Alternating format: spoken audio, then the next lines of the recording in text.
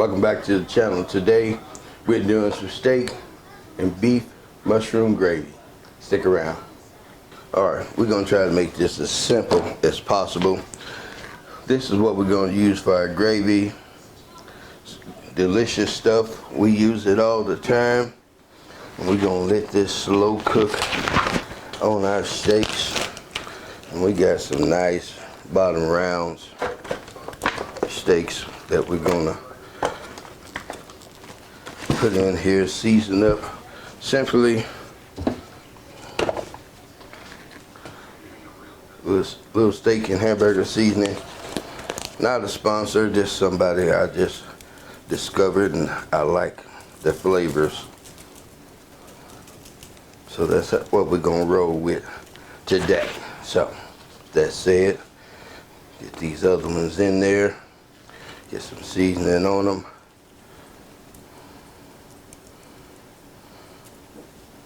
And get them in the oven at 350 for about 2 hours.